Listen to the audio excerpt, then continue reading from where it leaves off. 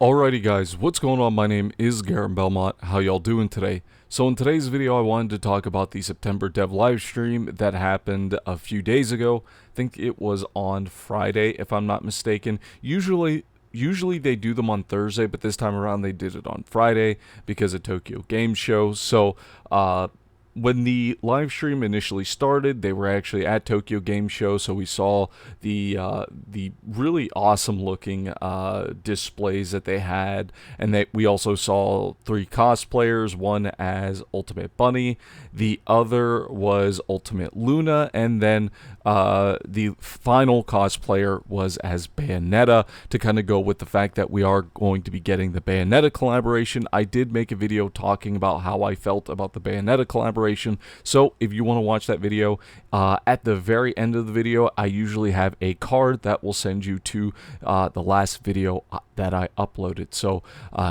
just saying.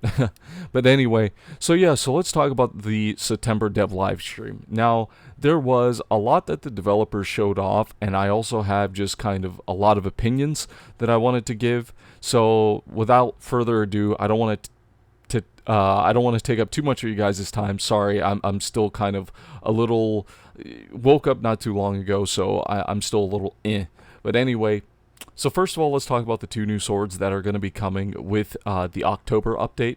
So the first one is going to be Shadow. This one is like a katana, and it has some pretty cool animations. It's also the fastest of the 2 weapons. Now, keep in mind that you can build them to increase their attack speed. We don't know if it's going to be like fire rate up, or if it's going to be like melee attack speed or what have you. We don't know how much the developers are changing, because the developers in this live stream did not actually show off the building screen for the Deus Ex Manus or the Shadow, so not really sure how that's going to work. But overall, I would say the highlight of this this upcoming update is definitely the 2 new swords. And then Deus Ex Manus, they actually did show off the fact that you can do things like guard, and each sword is going to have its own special unique ability. For Shadow, it's going to have kind of like a, I don't know, like a Virgil, I am the storm that is approaching, you know what I mean, kind of ass shit, you know what I mean. But it looks good. It looks really, really good. We're going to have to wait to see, how it plays, because I did have a community post kind of asking people how they felt about, the developer live stream, and someone had mentioned that it looked a little bit clunky, or looked a little bit stiff. And so I don't really know just yet. I'm going to have to get my hands on the swords in order to really give you guys a good opinion on that, and I will have a video talking about each sword and how they feel and stuff like that. But next up is the Great Sword, which is going to be Deus Ex Manus. This is going to be a great sword weapon. Now, one thing to keep in mind is that swords will be using ammunition, so very similar to swords of Destiny or melee weapons of Destiny, we're actually going to be using ammunition. I don't know how I feel about this. Maybe it's I would like to hear the reasoning from the developers on why they chose to go with an ammunition system. Maybe it's because, they didn't want a scenario where players aren't doing things like scavenging for ammo, since that is kind of like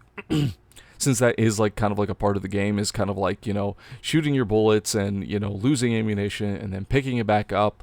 I don't really know how I feel about it. I'm gonna need to, play swords a lot more in, like, some of the, current content that we have in order to get an opinion. But with Deus Ex Manus, it's going to be using the heavy ammunition, and then with Shadow, it's going to be using special ammunition. I'm sorry, I'm using Destiny terms.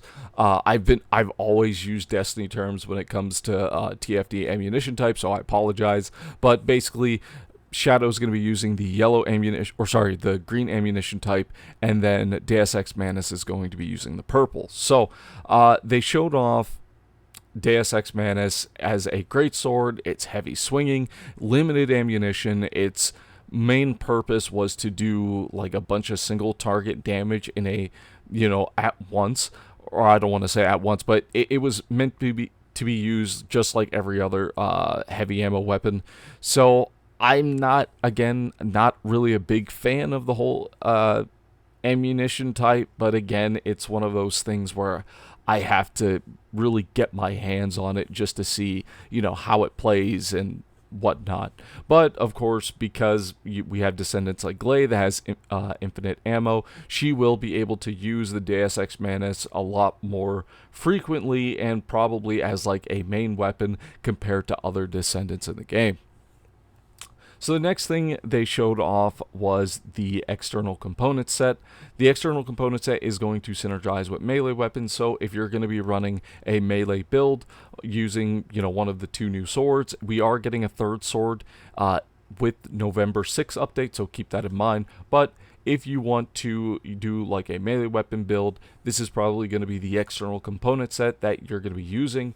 And again, they did not show off any modules for the new swords. I'm guessing they were just like, maybe they were like strict on time, since since the live stream itself was actually just a pre-recorded video that they made before TGS. So I would imagine they probably just had a bunch of stuff that they had to do. Next up is Void Vessel, medium-sized facility zone. Actually, no, I'm sorry.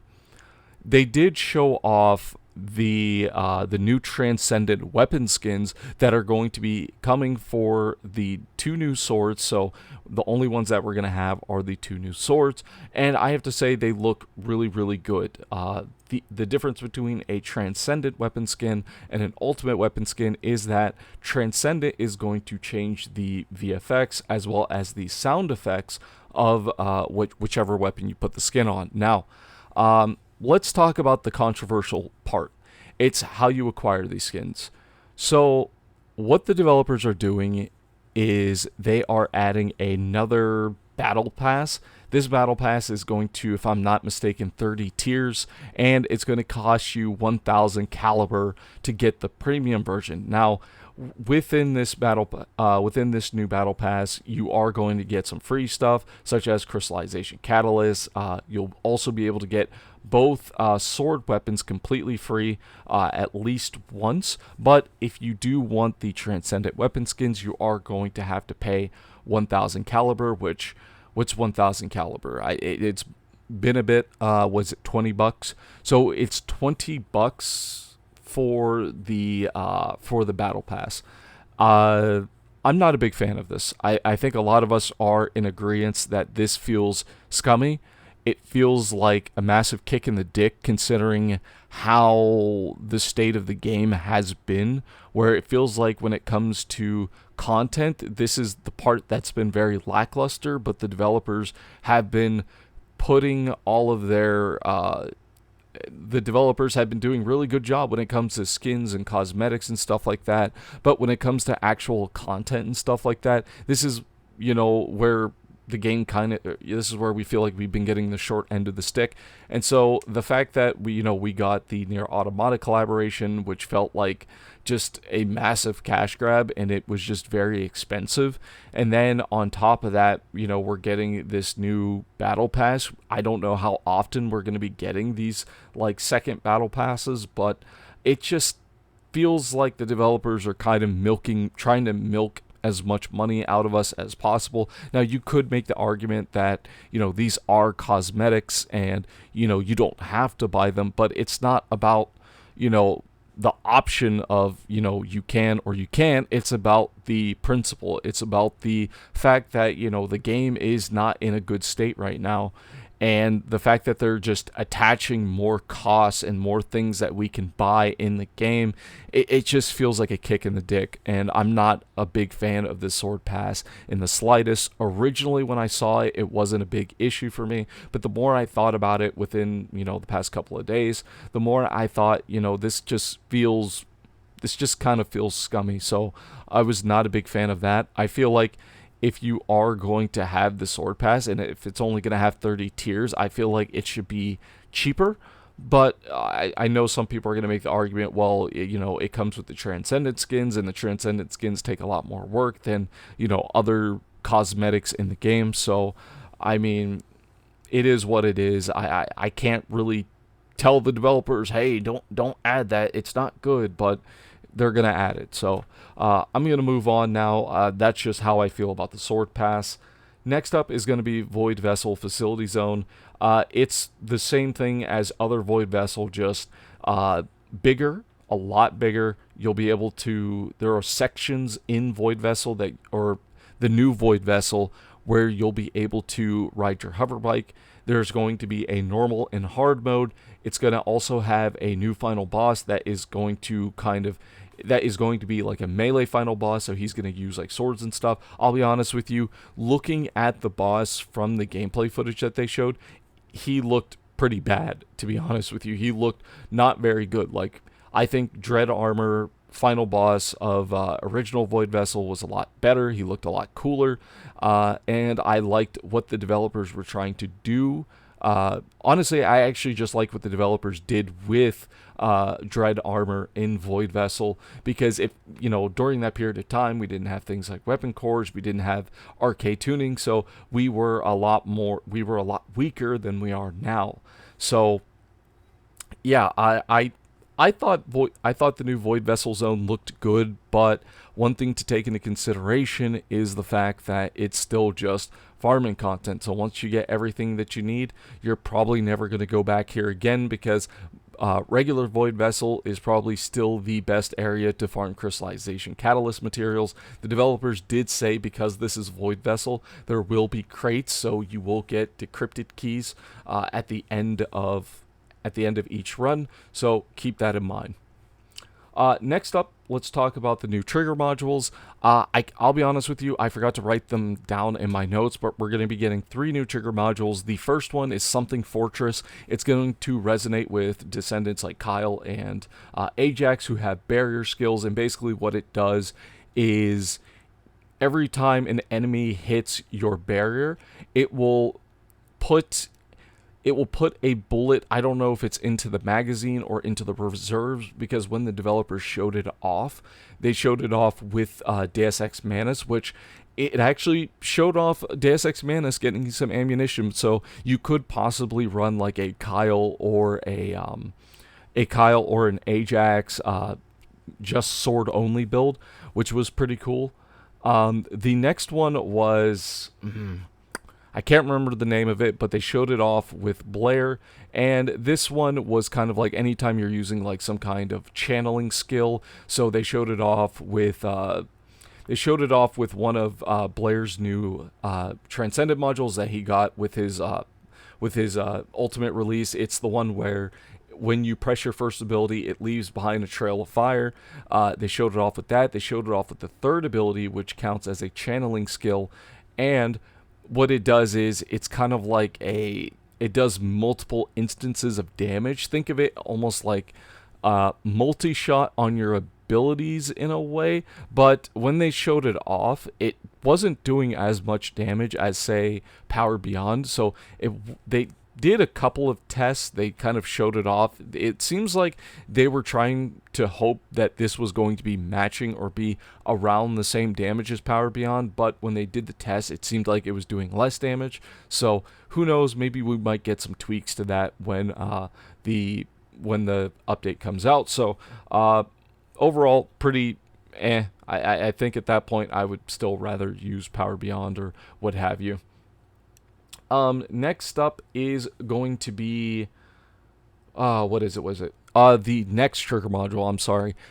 This one was specifically made for Luna because it resonates with Descendants with rhythm skills, and currently right now Luna is the only Descendant that uses rhythm skills. So what it does is basically anytime you use a rhythm skill, you get stacks of something, and it will give you movement speed, and I think it gives shield, if I'm not mistaken. I cannot remember the second one, but I know the first one was movement speed. So this will be good for, you know, if you're running, say, like Battlefield Concert, you want to kind of like zoom around the map.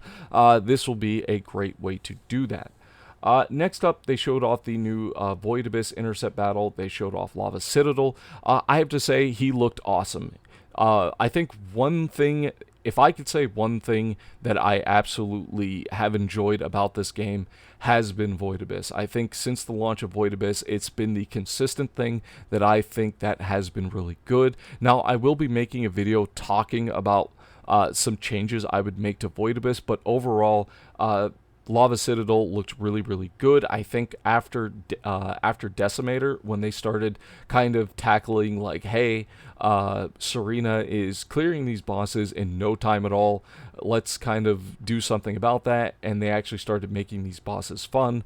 Ever since then, you know, Ice Maiden, Stormhanger, and now Lava Citadel, they've been doing an absolute amazing job with these fights. The mechanics have felt fair, but, you know, the mechanics have felt fair, they've been fun, so I think they've been doing a really good job with Void Abyss, and then the new Lava Citadel skin looks really good as well. I would say it's probably one of my favorites.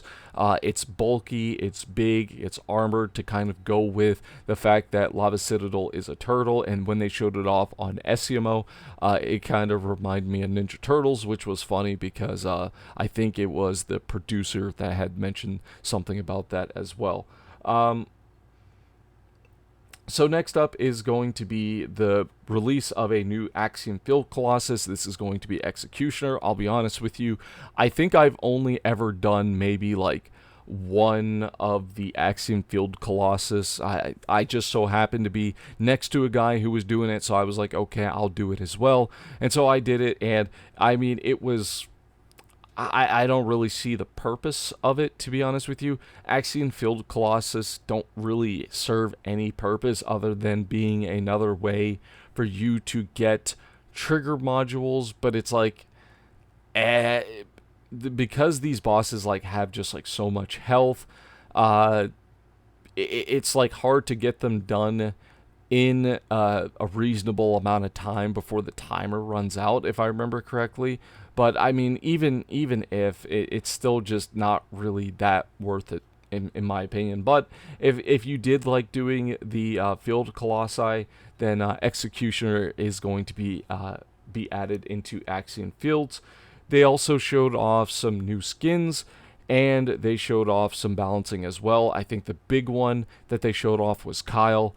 And yeah, so the next one was the some quality of life updates. They talked about the removal of optimization conditions. This is the weapon mounting that we've become accustomed to, and I'm going to make a completely separate video about this. I'm not going to talk about this in this video. I want to make a separate video giving my thoughts and opinions about that, as well as them removing amorphous material openings from Void Intercept battles.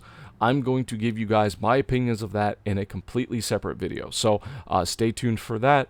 And then they had a Q&A portion, and during the Q&A portion, I will say I appreciate the fact that that they picked the questions that have been kind of, you know, a problem, that have been like a big problem within the community now.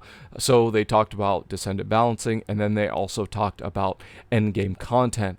And so really quickly, I want to just play what the director had to say about mainly endgame content. I feel like we've already heard enough about Descendant balancing and the fact that the developers are working on it, and they've been doing a relatively good job with Descendants like Jaber, as well as the buffs, some of the buffs that we've gotten for other Descendants, and also the Lepic buffs, or the Lepic changes. I feel like they've been doing a relatively good job, but I want to just quickly play what the director had to say about endgame content, and I want to give you guys my opinions on it.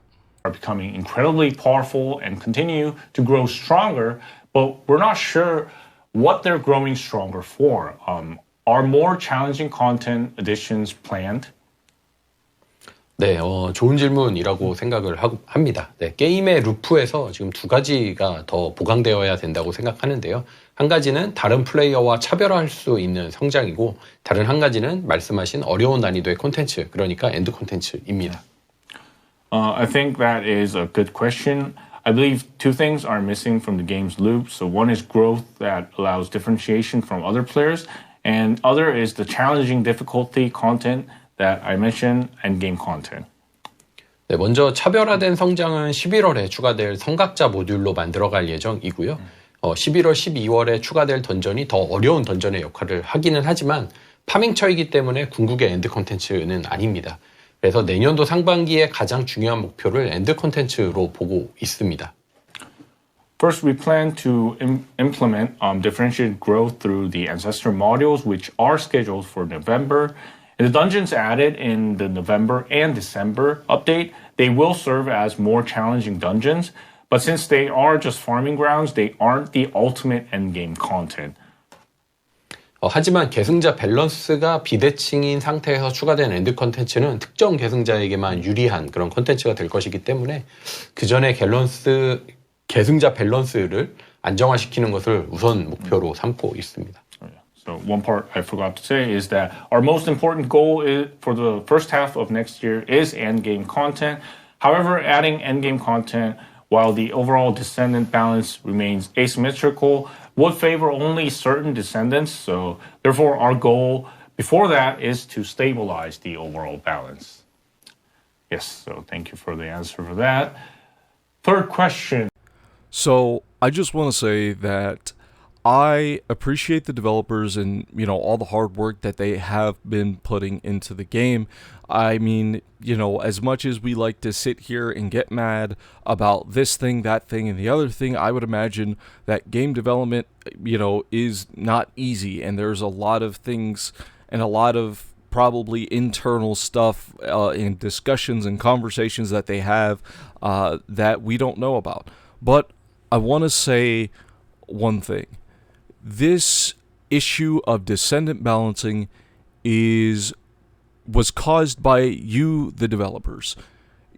This is my tinfoil hat theory, but I want to say that we as players got way too much power in such a short amount of time, and I think what this did was it completely threw off Descendant balancing and weapon balancing in a very, very negative way on the game. So now the developers are playing catch up, and because now they're playing catch up, they also don't want to add any endgame content to make, to give us a reason to build our Descendants, because they want to balance out the Descendants and give out more variation and make it so that, every Descendant in the game can properly do endgame content when it's released. But this is a problem that was created by you, the developers. And now you're asking players to wait until the first half of 2026 in order to get something that should have been in the game at launch, if not launch, at least just, at least a little bit later, because now it feels like it sucks. It really, really does suck that, the thing that the game needs the most right now is not for another several months. And we don't know, if it's going to be coming in January, February, March, when this content is going to be coming. So even who knows how long we're going to have to wait for this. And who knows if that content will actually be good. I don't know, man. I'm on one hand, I'm a little upset by this, but at the end of the day, me being upset isn't going to change anything.